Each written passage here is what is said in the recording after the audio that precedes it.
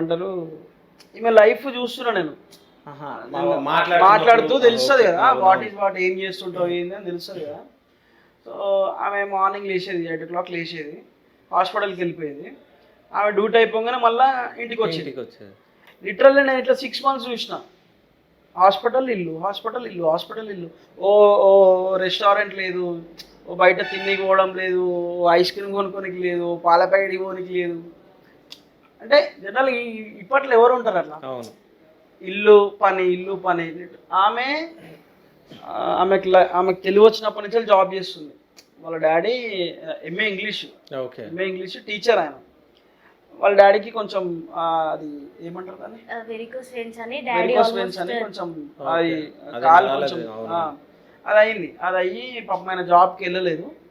ఆయన జాబ్కి వెళ్ళకపోవడం వల్ల హాస్ని జాబ్ ఎక్కింది. ఓకే. అంటే ఇల్లు గడవడానికి. ఇల్లు గడవడానికి. ఓకే. ఈమె ఈమె తెలివి వచ్చినప్పటి నుంచి జాబే చేస్తుంది.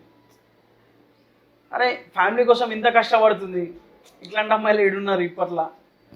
మనది రైట్ డెసిషన్ అనేమో మనం అని చెప్పేసి నేను direct I love you I love you చెప్పు, ఓకే చెప్పు, చెప్పు ఓకే నాకు అట్లేం తిరగలే నేను డైరెక్ట్ నేను పెళ్లి చేసుకుంటా అని చెప్పిన. వాళ్ళ ఫ్యామిలీ ఎట్లుంది ఏంది నేను అది ఏం చూడలేదు, పెళ్లి చేసుకుంటా అని చెప్పిన.